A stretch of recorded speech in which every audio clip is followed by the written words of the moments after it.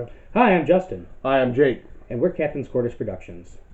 So yesterday we had a great adventure to a local lighthouse museum close to the tip of the thumb of Michigan, the Pointe Aux Barques Lighthouse and Life-Saving Station. So Jake, can you tell us why we went there in particular? Well, we went there in particular because it's actually the scene of a lot of shipwrecks.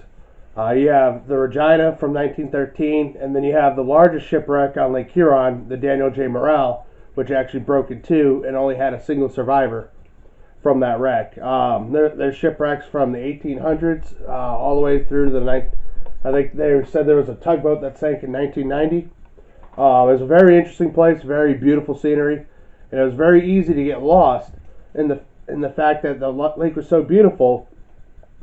But as we were there, we were reminded how it could get rough real quick. Very rough. And exactly how many shipwrecks are in that area? I believe there are 22 shipwrecks. 22 shipwrecks. 22. And I think how many of that 22? Aren't there maybe 11 close to that lighthouse station? There are 11 close into that light station within, I think they said, about 4 to 5 miles. Interesting. That's really cool. So yeah, this is a great spot to do some shipwreck study. Also, this location's amazing as a curated museum of those shipwrecks and a small glimpse into the life of lighthouse keepers in the 19th well into the early 20th centuries. So join us as we show you some of our adventures from yesterday. So where exactly are we heading to right now? We're heading to Pointe Aux Barques, which is about 15 minutes south of Port Austin. They got a pretty good 1913 museum there. They have an old life-saving station that's up there. And if some of the ships that are down there, if they were up on the surface today, you'd actually be able to see them on the surface. They're pretty relatively close in the shore.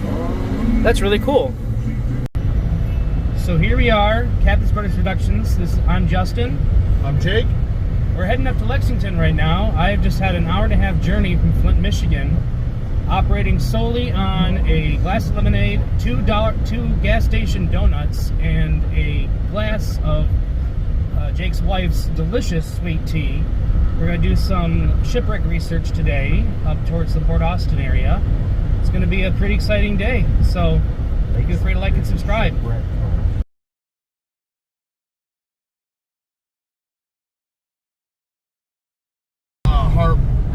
What's that, Harbor Beach?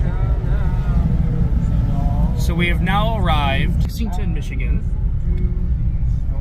Well on our way to do some nautical research on Great Lakes shipwrecks, specifically of the 1913 storm, otherwise known as the Great White Hurricane, that swept through the Great Lakes in November of 1913, sank well over a dozen ships, taking the lives of 250 some sailors to the depths of the Great Lakes.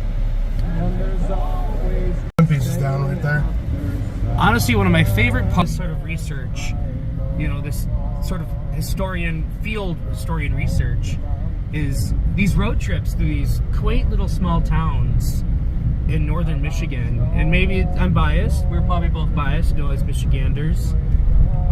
But the food, like smitten with the mitten. I mean, look at these, and these charming little businesses. And finally, Jake is going to pull over and we're going to get some food here at another Michigan staple, the A&W. Later. Well, with the full bellies, we're on our way to continue our research.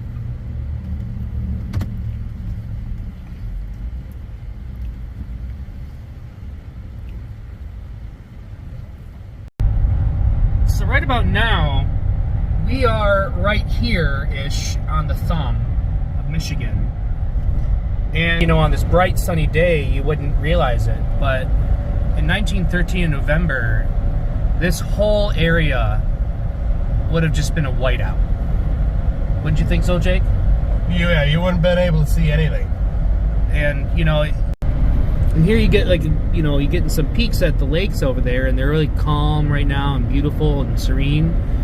But, just remember that over just a span of minutes, they can kill you. The lakes get angry. Just a couple days ago, we had a massive storm in Michigan here with golf ball sized hail. And the lakes were not friendly that night, that day and night. So it's kind of fun to just, again, continue on this journey, this field work, you know, through Michigan, on our way up to the tip of the thumb to see the final resting place of some of these shipwrecks that we're studying.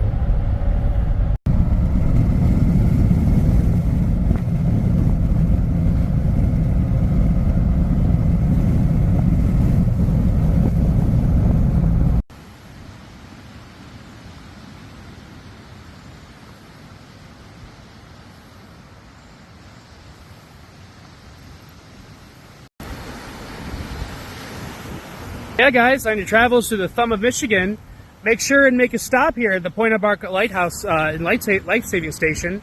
They actually have a really great program out here. People can come and stay at the lighthouse, and return they will volunteer as docents here. You're all trained, from what I understand. This couple we met today were being docents for about a week, so this is a great vacation destination. A great vacation destination for people really interested in history and volunteering and preserving history. Can I just say what a beautiful lighthouse this is? I guess. I believe she shook in that storm. Exactly. So what we were told was the lighthouse keeper and his son were actually stuck up there in the tower all throughout the storm, trying to keep the Fresnel lens lit. And from what we understand, the lighthouse itself, the tower, was shaking the entire time. I can only imagine what a terrifying moment that must have been. A couple hours, couple days, especially with my own personal fear of heights. So here we are at Pointe Aux Barques Lighthouse and Life-Saving Station. The waves are pretty rough today, but there's a reason we're out here. Jake, could you tell us exactly what ship is in this area? So there's actually 3 or 4 different ships from the 1913 storm that are out here.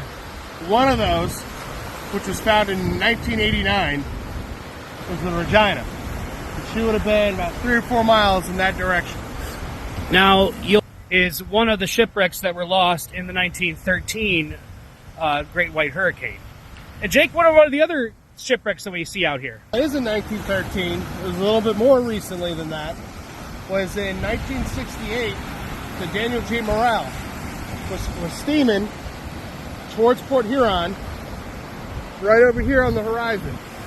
And during a storm, she split in half with only one survivor, Dennis Hale. And he went on a raft with 3 other men that eventually perished due to the cold and the freezing water. And the raft landed here, just south of us at Pointe Aux Barques. And he was on that raft for 32 hours before finally being found by the Coast Guard.